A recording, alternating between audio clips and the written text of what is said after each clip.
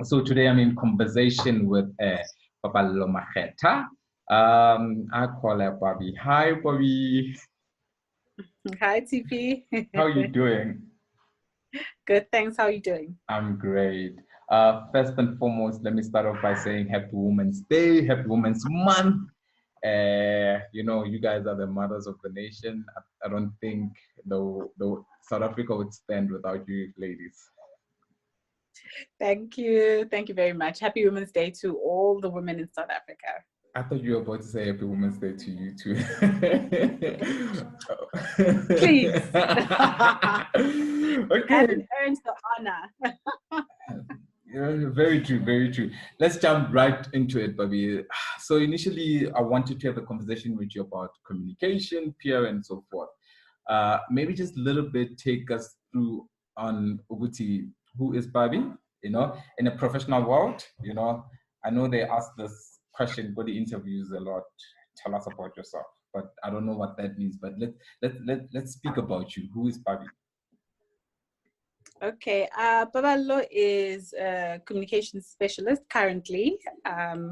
My role is in communications at the JSE, and I've been in communications for a little over 9 years, if I'm not mistaken, eight to 9 years in the industry altogether. I really enjoy creating stories, relaying stories, sharing as much, and at least that's how I've translated my job in my role, is that I really tell a story about the brand. I try by all means to make it resonate with the reader, with the end user, with the consumer, etc. So yeah, kind of really managing, helping to build the brand, helping to manage the reputation of the business as much as possible, or at least according to what my capacity allows. So professionally, that's who I am. Okay, so if I was 10 years back when you decided to say, I'm going to study comms or PR, like what influenced that decision? Was it passion, was it something you dreamed about? Um, Tell me about that. PR. I didn't know there was even a discipline called public relations. Unfortunately, that's the reality of going to a township school, if I can put it like that. Most of the time, You're not really, you don't get exposed to a lot of disciplines. It's either you're a doctor, you're a lawyer, the usual, anything in the creative space or under humanities, that's not like the mainstream. Like I said, you don't necessarily get to know about it. So I learned about it at Open Day, and I, like I said, I enjoy telling stories, and because at school I was part of debate competitions, speech competitions. I really enjoyed the languages as well. isiZulu was my first, is my first language. Did really well, got A's in it. Wow. English, my second love as well. So in comparison to maths and science and all the other subjects, I really excelled in language. So for me, language, telling stories, building perceptions or creating perceptions, at least rather, and influencing how people think, feel, painting that picture started when I was still in high school. And when I was at Open Day, just listening to how the lady that was taking us through the presentation explain how PR influences how brands link to the consumer, or at least how they build themselves in the community, and what role the PR department or the communication team plays. I really felt like I fit into this puzzle, and that's how I got introduced to it a little over more than 8 or 9 years ago, because obviously there was 3 years, 3 to 4 years before I started working. And when I started, I wasn't necessarily in PR, I was in HR, but they allowed me to kind of flex the muscle of the PR. Did you fire anyone during your time? Hey? Did you fire anyone during your time in HR? No, I didn't. I really did not have the powers. I was very, very junior. I was a graduate, actually. The term at L'Oreal at the time, when you're a graduate, you're called a pépinière. It's a pépinière program, and it's like the definition of the name is a seed. So it's like a seedling that they're planting as a graduate, and then you grow into, you kind of get L'Orealized. So I was still a very small seed to have any influence in making any particular big business decisions. So no, I didn't hire anyone for that matter. I think my biggest fear about HR has always been nothing but firing people. I'm like, I can't imagine myself doing that, which I think it is important, but I think it's people. When someone tells me anything HR related, I'm like, dude, your job, somewhere on your job requirements, you have to fire someone, tell them the bad news, retrain someone and stuff like that, Yeah. Okay. Quite interesting story to tell, when you speak about from your HR days and moving into a PR space. So just walk me through from HR, where to from there? Okay, so after HR, the following year, because my graduate program obviously finished, it was a 1-year program, there was an opening in the corporate communications division within the same business, within L'Oreal. So that's where I started officially working at least, after graduating. There was an opening in the corporate communications division, and then I was given the opportunity to transfer, or promotion. Actually, I earned the job. I earned the promotion from graduate into a full-time employee within the communication space. My manager and I were pretty much responsible for the internal and external corporate element of the business. So internally, really, the internal meetings, I lost your voice there. I think it's quite clear and quite specific. It's really just making sure that the first and most important stakeholder of the business is up to date about what's happening within the space, what's coming up, what's going out, what's, who's new, who's not, systems and all of that stuff. That was our responsibility within the business, to make sure that the employee knows before anyone else, before it goes outside, that they're the first ones to get introduced into what happens in the business, and kind of socialize them to all of that stuff. And then the corporate stuff, the external element would then come in, where which was great fun actually, and it links back to what I currently do. You really look at what does the business as an umbrella do, how does it contribute to the industry, how does it contribute to the economy, how does it, because L'Oreal is a cosmetic company, and the science fraternity, how does it contribute there, hairstylists, makeup, you name it. So we were responsible for the mother brand, and that's how I really got introduced from graduate into an actual communications person. I got exposed into all of that in the 1 year. So it was great. It was really great. And that's how I transitioned from HR and then officially starting into the communication space. Wow, that's actually a great story and a nice story to tell. So there is, I don't know if you know Sway in the Morning, right? And obviously we'll get into the details about why I'm mentioning this, right? Because when I look at, I've known you, I think, for 3 years or so, in the space that I've known you, right? And I've seen your career. Like I got to meet you when your career was actually was on the pick, you know what I mean? Like I didn't get to meet you when you were in intern, you were already up there in the ranks and so forth. And I think one hell of a when I look at you, and the epitome, the representation of Umbowoto, the representation of a woman that gets into a space and takes so much control, you know what I mean? And how you deal with so much, sometimes you get so much pressure, but your face and how you handle things. I remember when I first met you, the first few days at work, you were coming in and out. You were not introduced to the office, you were just going to the boardroom and out. This is a whole new person coming inside the boardroom, in and out. And I admire that so much, because you were not waiting for someone to give you a hand, you know what I mean? You were taking leadership, you were in control, you were in the driver's seat, you know what I mean? And that's what, when I listen to the likes of Sway in the Morning, I don't know if you're familiar with him, and he likes saying that we've got a hyena, and I think in you, we've got a hyena. I'm putting that stamp on you, like we've got a hyena. What the hell just happened? We got a hyena! about hyenas. Now, Bobby, we know the world has just got a really big hit at this moment. The pandemic, people are getting retrenched, people are struggling to get into different industry in the job market and so forth. For someone that has been retrenched, right? How do you get back up? Like what? Like speak to that someone that just got that letter to say this is the last month. After this month, unfortunately, we are retrenching you. Yeah. To tell the truth, it's such a hard place to be in. It's so difficult, you know. I think when it happened to me the first time, because I actually got retrenched twice. The first time I got retrenched, I really took it personal. I felt rejected, you know, as a person, and not necessarily saw it as a business decision. So it was very difficult. And what I want to say is kind of go back to the thing that don't internalize it. Yeah.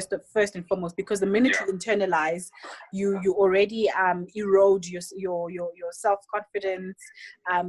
You already look down on your abilities and how good you are at your job, because oftentimes retrenchments are not about how good you are, but they really are about whether the business can afford this resource that you are, you know. So for me, that was the biggest lesson, which I applied when it happened the second time around, that I didn't internalize it. It was still hard. It's very difficult to be told that you don't have a job anymore. So number one, don't put yourself down, because you will need that energy when you start going out looking for new opportunities, you know. Because even when you still go out looking for new opportunities, you'll get a lot of no's. I got so many no's. I just could not understand. I mean, I had so many years of experience in the industry. I've worked for big corporates. I mean, from L'Oreal to F&B, from F&B to Dermalogica. I thought my CV would speak for me. And it was really hard to kind of adjust to getting a lot of no's. And to also move from a place of being scared to ask for help.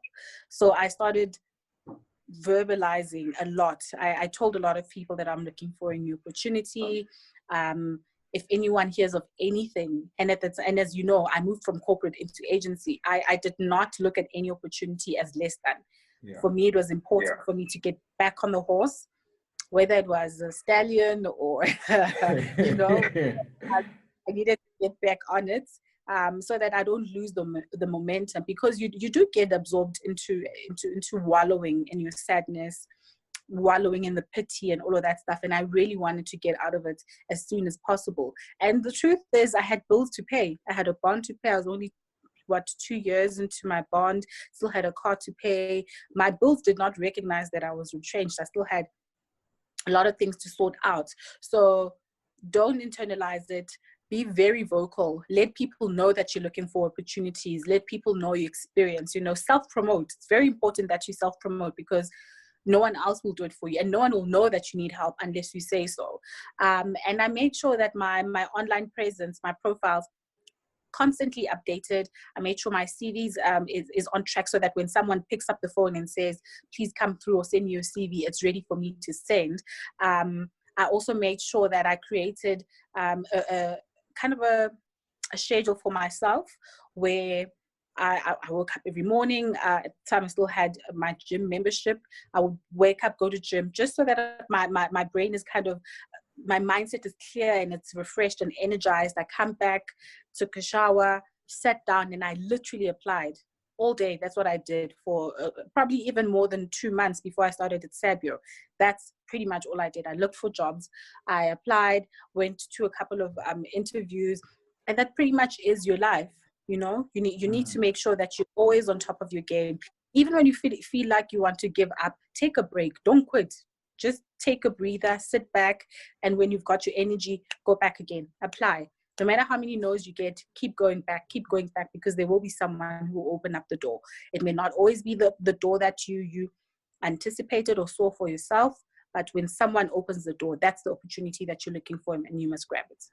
Yeah, man, that's Hey, Bobby, I don't know what to say after that, hey, because it can't be easy getting rejections. I mean, like the amount of effort and time that you put in behind doing your whole CVs, you Yeah. applying, looking into getting data and so forth. It's just, Right. yeah. And now you get a no. I can just imagine the emotional toll it has on that individual. So now let's move into celebration. Like, what do you think for yourself, for your own like when you look at the mirror, what do you clap hands for yourself? Like, what do you think was your one of your greatest achievement, or what do you like professionally in this space of communication since you've started, 10 years back? Like, what do you which campaign or which project you worked on and you said like, damn, I did well. I did well. Yeah. Like, go bye. If anyone says anything else, no, bye. Yeah, no, absolutely. I hear you. I think for me, before I move on to any campaign, because a campaign for me is just cherry on top. For people who don't know me, I am what society would call an introvert. I'm not loud. I'm not Yeah. flamboyant. I'm I'm not. losing you a bit, Bobby. Okay, And there we now, go. Perfect. Sorry. Yes, you can continue. yeah, I was just saying before I move on to speaking about a campaign or a project. For Yeah. me, my biggest accomplishment was, or still is actually, um, debunking the myth of how a PR person looks like, sounds like, should be like. Because there's a lot of people, they'll say you need to be loud, you need to be this, you need to be that. And things that you were before back in the day, that's how you were supposed to be like in order to succeed and thrive in the space. But I got a lot of you're too soft, you're too gentle, you're too introverted and but the truth of the matter is, because like I said, I enjoy the writing and the telling of the story. A lot of the times my greatest work came from applying my mind, because I may not always be utilizing my voice as per what industry or people would assume, Yeah. but the greatest projects were in here. So don't ever let how people define you or define your role stop you from accomplishing your dreams. This very same introvert that people are like, oh, you'll never make it, because I mean, when you start interviewing after graduating, you started agency, and not even one agency took me when I started interviewing. But this very same introvert has worked in, and yes, I will use this opportunity to clap for myself. I've worked for uh, a giant, a cosmetic giant. I've worked for one of the biggest banks in South Africa. I've worked for one of the biggest professional brands in South Africa. I work for the Johannesburg Stock Exchange, which is the largest stock exchange in Africa. So if Wait, anyone ever, Bobby, huh? take it back. Yes. Say it again. You working for, say it again. I I've want to hear I work that. for the stock exchange in Africa. I think we're 19th in the world, the Johannesburg Stock Exchange. So the truth of the matter is, only you can define your own path. Only you can bulldoze all those hurdles and boulders that you come across. Uh, I mean, I think the process of being in PR over the years has built my personality, but I did not in any way start being louder or being abrasive or being the bulldog. I really made sure that I honed my PR skills, which for me are the writing, which for me is the research, which for me is being able to build relationships, which I think introverts are fully capable of doing. They just do it differently. And I think people build relationships differently. There's no one way of creating them. Um, uh, just be good at what you do. Put in 100%, so that when you do walk away, you know for sure that you didn't sell yourself short, or uh, you didn't give as much as you would have wanted to. So I really do think I walk away in a lot of spaces, a lot of my work, even the ones that I was retrenched in. Looking back now, I never took any of my work for granted. I went in there, put in 100%, and that's why even now my manager from Demologic is still my reference.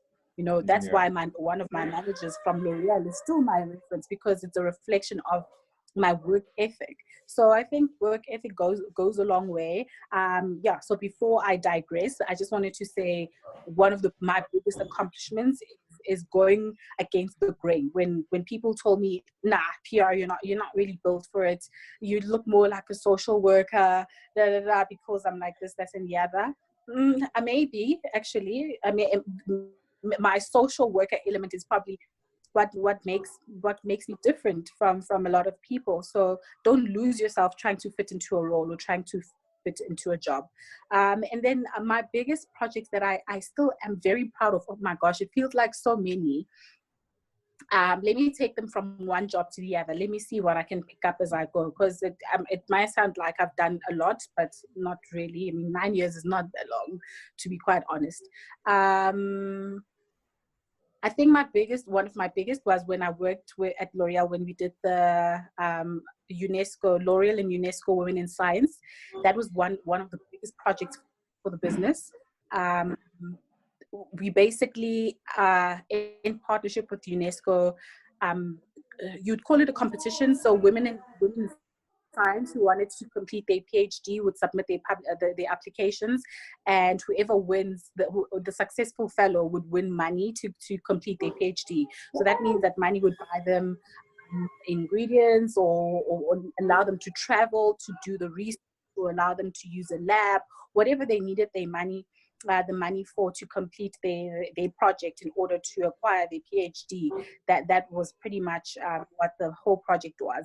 And for me, in the 2 or 3 years that I was directly part of it, gosh, we touched so many women's lives. The L'Oreal UNESCO Women in Science project was really one of those events or initiatives that women in Africa, and this is not just Black women in Ethiopia, women in Nigeria, you name it, we would fly them in. We would reach those parts of Africa, and engaging with those women was so inspiring. And seeing them actually accomplish what they probably didn't think they would be able to, that for me was my biggest satisfaction of working in that project. And the media support and the coverage that we got, my gosh, it was great. The media was always looking forward to what is L'Oreal doing this year, because as much as it may seem like it was happening annually, we would always have a nice twist to it, whether it was the panel of judges, whether it was the array of women that we brought in, or the kind of research that was submitted, because a lot of this research was groundbreaking. And I think one of the fellows that won when I was still at L'Oreal, gosh, I forgot her name, but beautiful, intelligent young woman from Cape Town, who's one of the people I think that applied to go to Mars. I know it's crazy, but we'll be going to Mars, one-way trip, not to come back, because they want to try and explore life outside of Earth, So being able to see those kind of women doing those great things on big international stages, for me it was, Adriana is her name. It was so fulfilling.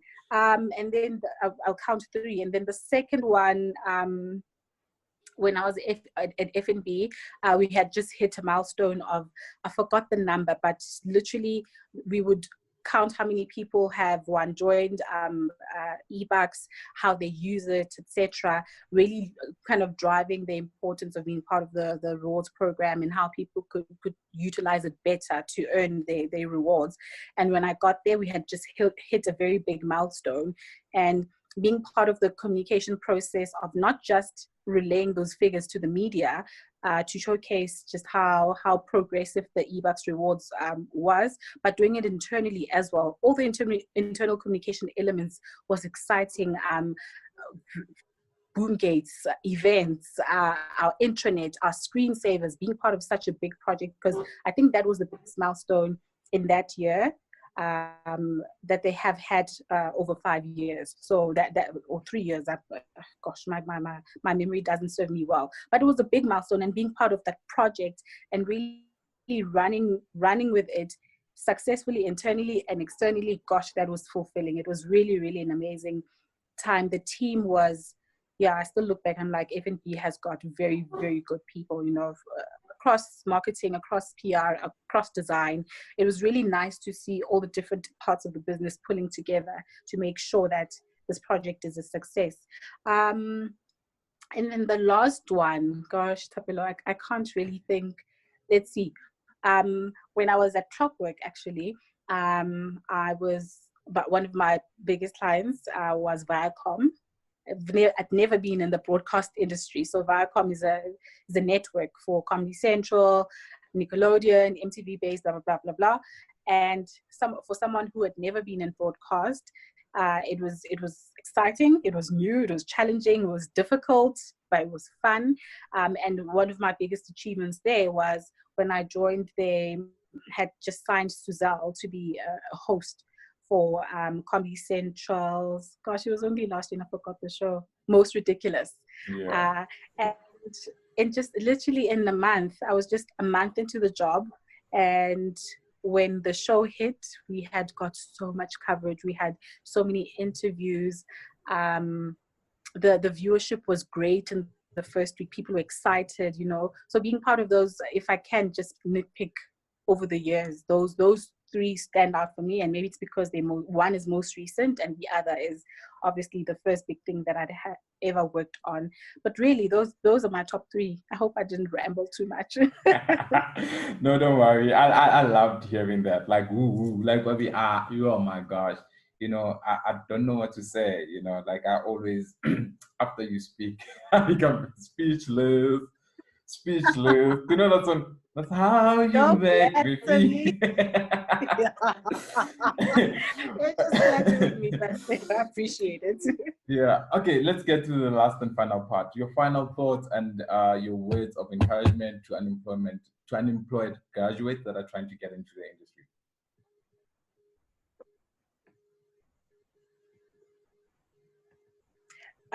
For unemployed graduates, I think what's very important for me, especially, I don't want to say be humble because a lot of times the word is misconstrued, but be ready to roll up your sleeves and get your hands dirty, you know, like be ready to do the work and earn your stripes.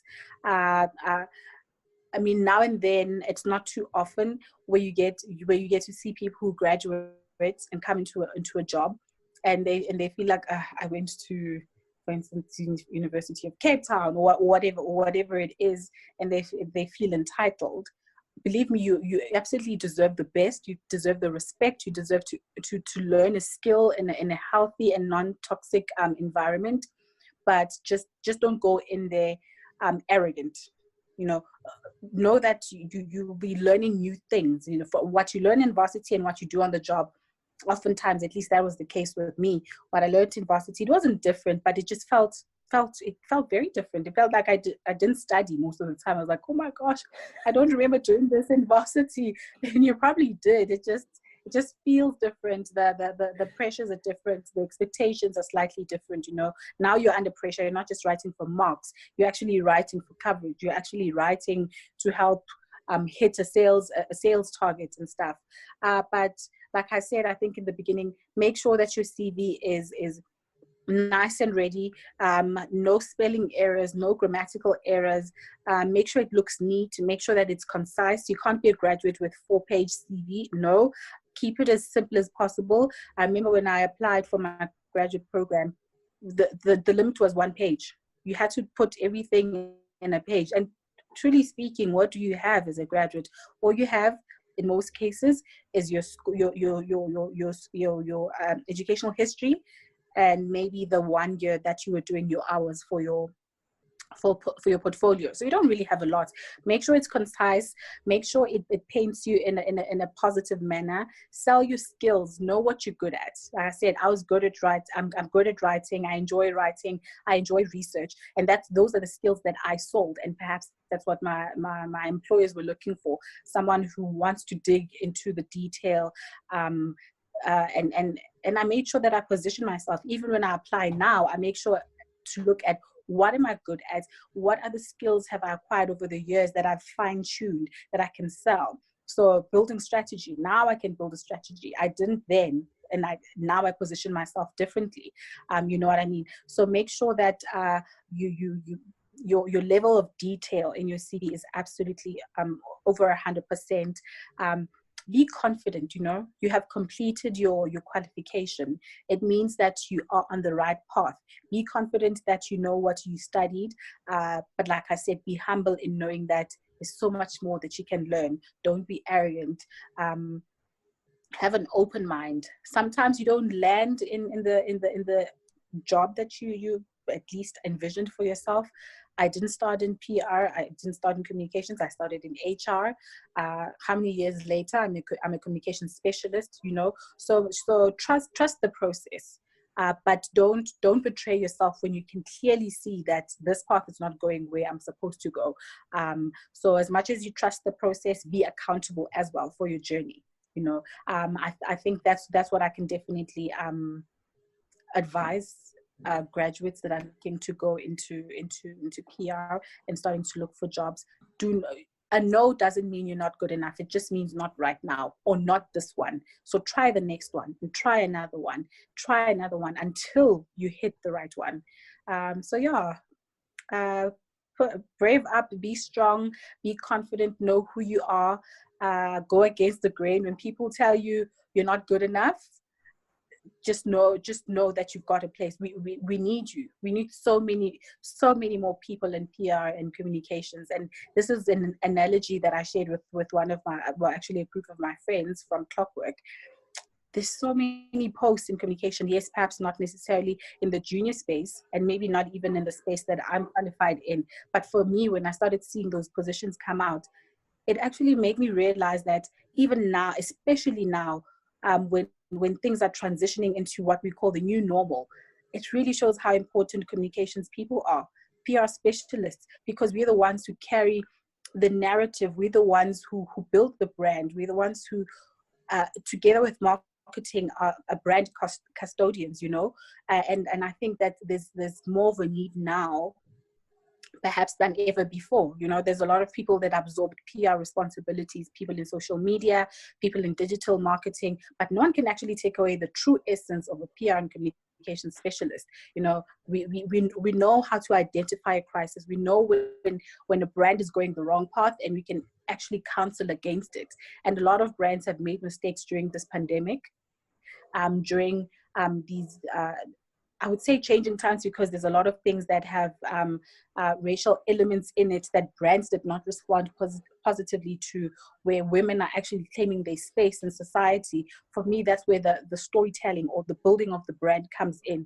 The sales numbers and the targets, they come after. But when you resonate with the audience, when you make the right decisions, when you counsel your exco, when you counsel the CEO or the marketing brand which route to take, you're actually doing your job. And all these positions that have been, at least in my observation, I see a spike in them. It really means now more than ever, and going forward, there is an important place in the industry for PR and communication specialists.